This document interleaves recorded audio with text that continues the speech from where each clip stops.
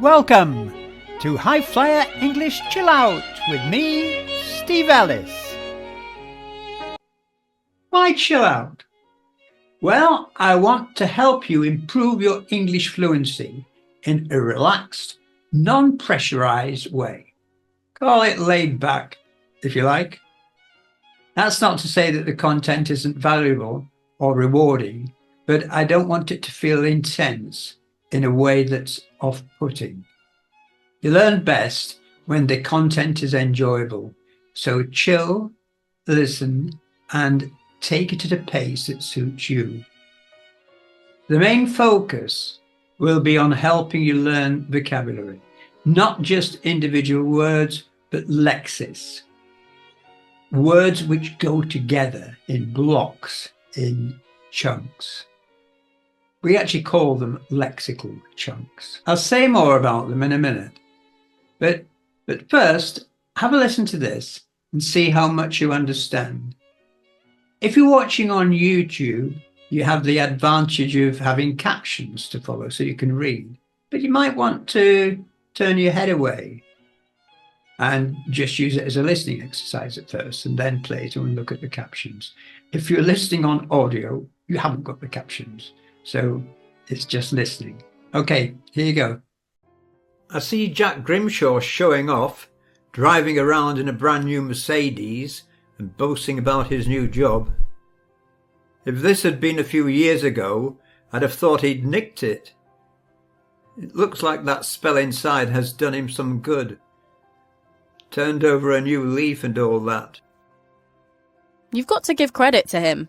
He's done well for himself considering his background. Sorry, what were you saying? I was miles away. Sarah's done what? Had a big argument with her boss at work and told him what she thought of him in no uncertain terms.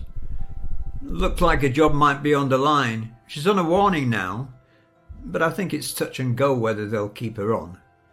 Why can't she ever keep her mouth shut and not let fly? She takes after you in that respect. You've always been one to speak your mind. I beg your pardon? Understand it all? Yeah? Well, if you did, you must already be at C2 proficiency level. Maybe you should switch this off, go onto Netflix, find a good film to watch. I'm kidding. Okay. If you really did understand everything, then you are doing pretty well, because it's not easy. But I'm guessing that many of you may have struggled with it, even if you followed the captions. There's some odd vocabulary in there, isn't there? Well, that's the kind of stuff which you can expect here. As I said, the main focus will be on vocabulary, not just individual words, on lexical blocks, lexical chunks, words which go together. Collocations, phrasal verbs, the hated phrasal verbs, idioms, and other idiomatic language. And something else as well, something which I'm going to call fixed expressions. By fixed expressions, I don't mean idioms, because of course idioms are fixed expressions. No, the fixed expressions, they're groups of words and other assembly blocks of words which we frequently use, but they're not actually idioms. More about that as we come to it. I'll say more about me later, but for now, let me say I'm British, I live in England, I'm a native English speaker, I've lived here all my life. Well, apart from when I've been abroad teaching English, which is quite a lot actually. I live in Oxfordshire and I'm a teacher and teacher trainer. I've got a fairly neutral accent. Something else I'll add, which may sound a bit funny, but I think it's relevant.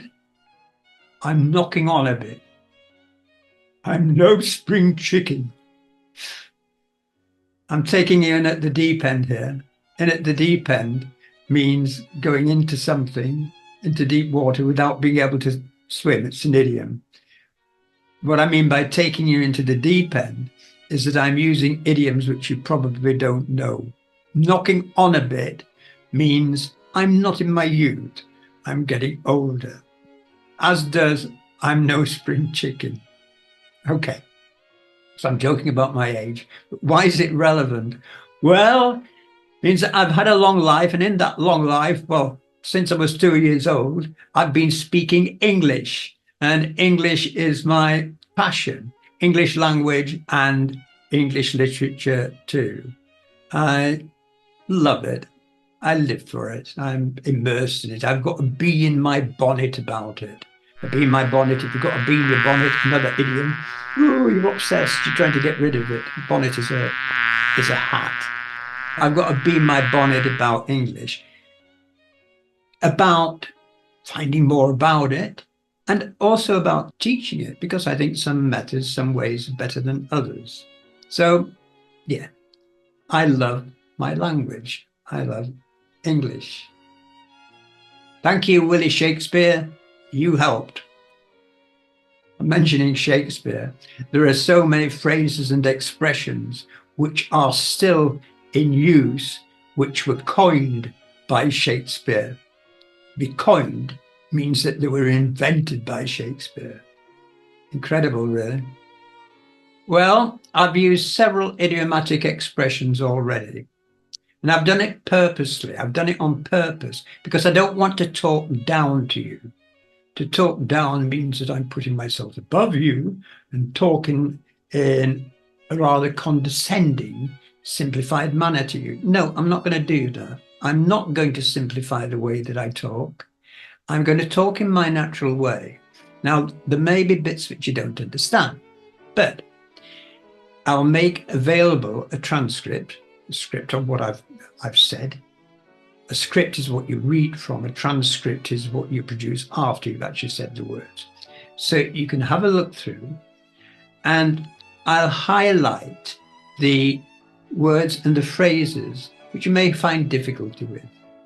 So my speaking to you is part of the lesson. My speaking to you in this way and using these odd phrases and idioms at times is all part of learning.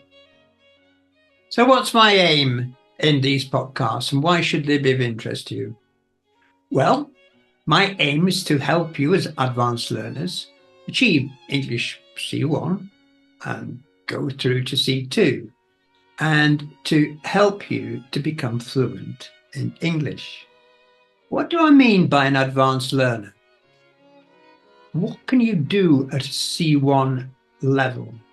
Well, it basically means that you have full autonomy when you go to an English-speaking country. By having full autonomy, it means that you are well capable of dealing with everyday situations, even though they may be slightly complicated. You've got sufficient language to make yourself understood, to be understood, and to understand others. Yeah, sure, there may be things which you don't know, but you are going to more than get by. You're going to cope very, very adequately. So that's a C1 level. And if you want to find more about what it means in detail, it's best to look at the CEFR, the Council of Europe Framework of Reference for the C1 level, to see the list there. I'm not going to read it out here because it's a bit heavy, but that will give you a full rundown on what you can do at C1 level. A rundown, if you give someone a rundown, it means you give them the details, you give them an explanation to give a rundown of it. You can find the CEFR levels on the Cambridge website. You can find it on my own website. Okay, so have a look. There are also some good charts which show you what it actually means. It's worth mentioning, although it will differ from student to student, you can expect to achieve C1 level after 800 hours of cumulative experience, of cumulative instruction. That's a lot, isn't it? But don't panic. I'm assuming that you've done a lot of it already. Even at B2 level, you have probably been doing a lot of C1 stuff. I came across a very interesting piece written by Scott Thornbury, a New Zealander who's very well known in the world of English language teaching. He's written several books. He has one called the A to Z of ELT, English language teaching, which is a dictionary of terms and concepts used in English teaching. What he says is this: the proficiency of advanced learners may be due to prolonged instruction or prolonged exposures, or more likely, a combination of two. This means that no two advanced learners will be the same. It could be that some are good communicatively. They're able to express themselves. They feel confident in talking to native English speakers or other speakers of English. They can get their ideas across. They can understand everything. They may need some fine-tuning when it comes to grammar. They may not be completely accurate. On the other side, you can have those learners who are spot on with the grammar, but they're not relaxed about speaking, about having a conversation. They have to put the words together very carefully to make sure that they're accurate. There's quite a difference between the two. Often, an advanced learner is going to be a bit of a combination of the two. But it does pose a dilemma, a problem for a teacher such as me, of what to actually teach, because advanced learners differ. You've worked at different paces. You've concentrated on different things. I know this from getting responses and asking for feedback from the learners on my Facebook groups. The needs differ. It sparks quite some debate sometimes, which is natural. It's inevitable. But it does give me a problem sometimes, or any teacher, of knowing just what to concentrate on, because there's so much, isn't there? But there's one thing that advanced learners do have in common, and that's that they're successful learners. If you're an advanced learner, you're a successful learner. Because if you weren't, you wouldn't be where you are today. You wouldn't have done years of study and achieved what you have so far. So being a successful learner, you know pretty well what you need to do, or at least have a pretty good idea of what you need to do to improve your English, because you'll know where your weak spots are. You may need some guidance from teachers such as me, but you'll have your own idea as well. So in other words, you're able to decide for yourself to some extent what your learning objectives are. And the reason that's important is that, as regard to my podcast, you can pick and choose which episodes are relevant, are going to be of benefit for you. Okay? Now, here's something you need to consider. If you're going to take the Cambridge Advanced Exam, CAE, then grammar is important, yes, but grammar isn't tested. There's no individual grammar test. The main focus is on lexis, and you need to increase that vocabulary by an enormous amount from what you knew at B2 upper intermediate. But back to vocabulary, it's not just individual words, it's these stocks of phrases. You're going to need the vocabulary in the reading and use of English part of the exam. You're going to need it in the listening part of the exam. You're going to have to employ it to actually use it in the speaking part. And you're going to need it when you come to the writing part. And of course, grammar will play its part in all of these. But once you've reached B2 level, you've done most of the grammar. You've learned all the tenses. Okay, there are other things to learn at C1 level, such things as inversions after negative adverbials and so on. But they're the icing on top of the cake. The focus in the exam is on Lexis. Now, you may not be interested in taking the exam. You may just be interested in improving your fluency, and that's fine. My podcasts are not going to be about preparing you to take the exam. I will be mentioning that. If you want to be here just to actually listen to the chat and improve your spoken English, then that's fine.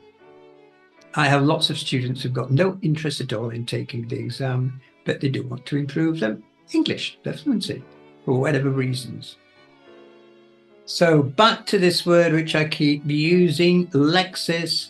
Lexis means more than individual words. It means these words put together, the phrases, the expressions, the lexical chunks.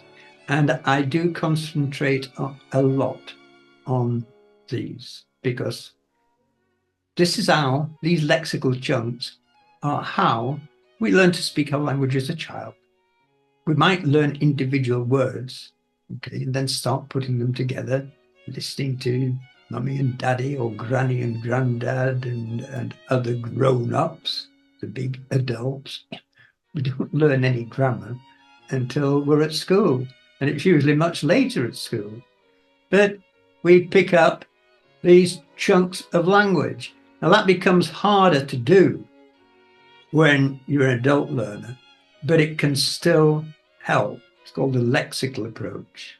But when I'm speaking, I'm not having to think about how I form my sentences, and much of what I come out with is already there. It's in these prefabricated chunks.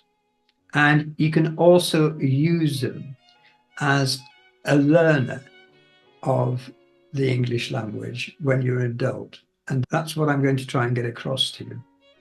So let's listen to another video and the chunks of vocabulary, the lexis that you'll hear in the video. A native English speaker conversation. Why does your mother have to keep having a go at me about being out of work? I mean, it's not as if I haven't tried, for heaven's sake. She seems to think I sit on my arse all day watching Netflix. I've lost count of the number of applications I've sent out. Then, to cap it all, she has the cheek to say I drink too much. As if. You knock down more wine than I do. Stop getting your knickers in a twist. Don't take any notice of her. Don't panic if you didn't catch the meaning of all the expressions. I wouldn't expect you to. That's why I'm here to help. To be fair, even proficiency learners, those at proficiency level, may find a bit of a problem with some of them. So what are we going to do in my podcast? We're going to take a look at the lexical approach to learning English. And what does it mean? It's a method of teaching described by a man called Michael Lewis back in the early 1990s. The basic principle of the lexical approach is that language is grammaticalized lexis rather than the other way around, rather than lexicalized grammar. In other words, lexis is central to creating meaning. Grammar plays a subservient managerial role. If you accept this principle, then you as learners should be spending more time developing a stock of phrases and less time on grammatical structures. Well, that's a pretty contentious point, isn't it? Contentious means argumentative. But let me emphasize here, that's in no way to diminish the importance of grammar. The lexical approach is not a substitute for grammar and accuracy. Rather, it's a supplement. So in future episodes, we'll delve more deeply into this, what lexical chunks are and how we use them. Let me emphasize that my podcasts are not sequential. I'm going to start off in the first few by establishing some kind of groundwork, but after that, dip in, scroll through, see what actually suits you, because I'll probably hop around a bit. Things which may occur to me, which I will include, depending on my mood to some extent, or depending what I've read, something I've read which I think may be of interest to you. So you can expect to be watching a lot of videos of native English conversations, giving you listening practice and some reading practice as well, and analysing the vocabulary, analysing the lexis. As I said earlier, I'll send you out a transcript. The kind of thing that we're doing in the podcast is the kind of thing which I do in my Chatterbox Zoom workshops, which we've been doing for nearly a year now. A small group of learners and me, and we concentrate basically on speaking, okay, and using lexical chunks, using phrasal verbs, idioms, using collocations, using non-idiomatic expressions. We work on a theme, a particular topic. I may do some teaching or presenting, not teaching, but then the learners have ample opportunity to break out into groups or into pairs and to practice using these expressions themselves. They're great fun. I feel I recommend them. But the other good thing about it is that I get so much feedback from these sessions. I've learned so much. I hope that the students have learned so much. In fact, I know that they have. But I learn as well because I think, yeah, that worked really well. Doing that worked really well. And another session, we can have a discussion about it, feedback about it. Yeah, that wasn't so good. I'd rather do it in a different way. I think teaching is a two-way thing. It's not a matter of me actually saying, this is what you need to learn. This is the way that you're going to learn it. You have your opinions about what works best for you. So it's like an exchange. It's a two-way thing of finding the best way forward. What I don't like doing is providing lists of idioms or phrasal verbs. They're all right as reference, but if you were in the kind of school I was in when I learned French, you had these long list of verbs or vocabulary you're trying to learn, cover one side of the page and look for them. They just don't work. You've got to use them, or at least you've got to see them used in context for them to sink in. Okay, to sink in. Okay, phrasal verbs. Otherwise, they go right over your head. Okay, idiom. Something goes over your head. You don't understand it. See, more lexical chunks. I'm using them all the time. I love using the Cambridge Advanced books about idioms, phrasal verbs, collocations, and vocabulary. There is a bit of a problem I find with them sometimes, though. It's not so much that they actually kind of provide a list as such, but they will provide conversations which contain a string of idioms or a string of phrasal verbs. And that's not really how an English conversation works. We don't speak in a string of idioms or phrasal verbs or collocations. It's a mix, may include a phrasal verb, an idiom, collocation, may not include an idiom at all. It just depends, okay? So you don't find idiom after idiom after idiom used. Don't get me wrong, though. That's another idiom. Don't misunderstand me. The books are very good, okay? I mentioned my Chatterbox Zoom workshops. I'm hoping sometime in the near future that some of the learners may come and join me so that we can have a chat about the challenges that they've faced and maybe still face, and the challenges that they've overcome, the obstacles they've overcome in learning English. You may be interested to hear what they have to say. And if you want to volunteer to come have a chat with me, then by all means, get in touch. Well, that's it for now. I can say, okay, that's your lot for now. Meaning that's enough. I can't give you any more. It's not rude. It's just a funny way of saying, okay, that's your lot. I'm off now. I'm off means I'm going. I look forward to seeing you in the next episode.